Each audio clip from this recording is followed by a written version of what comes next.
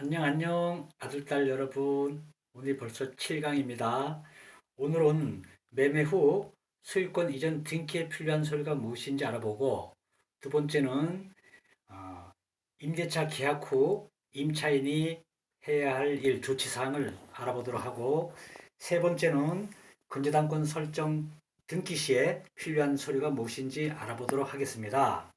먼저 매매 관련해서 저희는 매수인이 잔금을 지급하게 되면은 매도인은 소유권 이전 등기에 필요한 서류를 줘야 됩니다. 그래서 그것이 있어야지만 등기소에 가서 등기를 해서 매수인이 소유자로서 등기를 할 수 있는 것입니다. 그래서 굉장히 중요한 서류라고 볼 수 있겠습니다.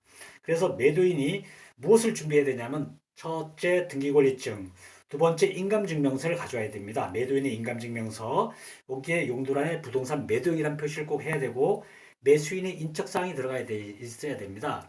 매수인의 주소라든지 선명이라든지 주민등록번호라든지, 그 다음에 세 번째 인감도장이 있어야 됩니다. 네 번째는 주민등록 초본, 전 주소 변동 사항이 나오도록 주민등록 초본이 있어야 됩니다. 이렇게 돼야지 매도인이 등기 서류를 다 구비했다고 볼 수 있습니다. 그리고 또 매도인은 또 이제 매수인한테 임차인이 있을 경우에는 임대차 계약서 원본도 가져야 되고 열쇠 키 뭐 여러 가지 또 기타 서류 준비물이 또 있겠죠. 그다음에 이제 매수인은 소유권 이전 등기 시에 또 필요한 서류가 뭐냐면 매수인은 주민등록 등본하고 도장 두 가지만 있으면 됩니다. 그리고 또 비용이 필요하겠죠. 소유권 이전 등기 하려고 그러면은 돈이 필요한 거예요. 뭐냐면은 그 취득세, 교육세 내야 되고, 그 다음에 법무사가 이제 등기소에 가니까 법무사 비용이라든지 또 공인중개사 중개 수수료라든지 그런 비용을 또 줘야 됩니다. 그래서 우리가 이 부동산을 살 때, 보유할 때, 팔 때 세 가지 측면에서 세금이 나온다는 사실은 우리가 그냥 상식적으로 알아둘 필요가 있습니다. 그래 부동산 살 때는 부동산 취득세를 내야 됩니다. 즉 취득일로부터 60일 이내에 내는데 예를 들면 주택 6억 이하는 1%를 취득세를 내야 됩니다.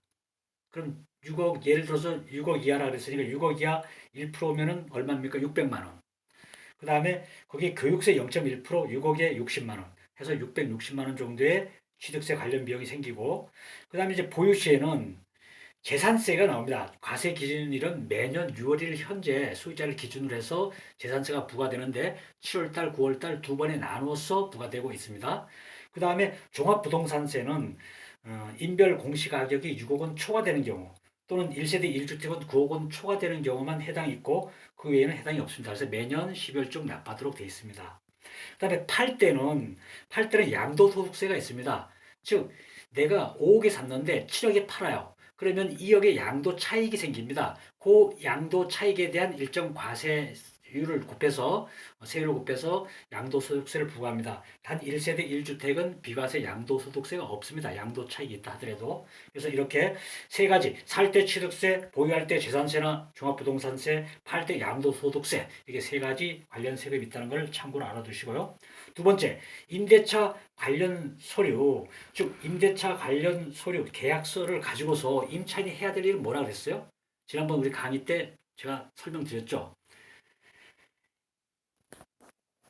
주민자치센터에 전입신고도 하면서 계약서에 확정일자를 받아야지만 계약력이 있고 우선 변제적 효력이 있다고 얘기했습니다. 그래서 이것은 매매 시에는 매매 계약서를 가지고서 등기소에 가서 등기를 하는데 임대차는 등기하는 게 없어요. 등기소에 가서 등기하는 게 없어요. 물론 임대차 등기라든지 전세권 등기 이로서 등기 제도는 있지만은 현실은 집주인이 협조를 안 해주기 때문에 현실적으로 안 이루어지기 때문에 임대차 계약서를 들고 주민등록 전입 신고를 하고 임대차 계약서에 확정일자를 받게 되면은 등기소에 등기한 것과 같은 효력을 준다 이런 얘기입니다. 물권화 시킨다 이런 얘기거든요. 그렇게 해서 반드시 조치사항으로 꼭 동사무소 주민자치센터에 가서 주민등록 전입 신고하고 계약서의 확정일자를 꼭 받도록 해야 되겠습니다.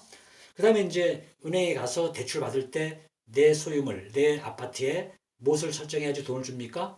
담보대출, 근저당권부 담보대출, 주택담보대출, 근저당권을 설정 등기해야지 됩니다. 그러다 보니까 근저당권 설정자를 채무자, 등기 의무자라고 그러고 그 다음에 은행은 채권자라 그러면서 근저당권자라 그러면서 등기 권리자라고 합니다. 그러니까 은행에서는 반드시 근저당권 설정자, 채무자로부터 서류를 잘 받아야 되겠죠. 그때 우리는 뭘 가져와야 되냐면 처음에 등기권리증 하나, 그 다음에 인감증명서 하나, 세 번째 인감도장 하나, 네 번째 주민등록 등초본 등 가져와야 됩니다. 그래야지만 은행에서 근저당권을 설정하고 등기하고 여러분에게 대출해 줄 수 있는 것입니다. 그래서 이상으로 오늘은 매매 관련 소유권 이전 등기에 필요한 서류들, 임대차 관련 임차인에 필요한 조치사항, 근저당권 설정 등기에 필요한 서류들을 알아봤습니다. 안녕 아들, 딸 여러분.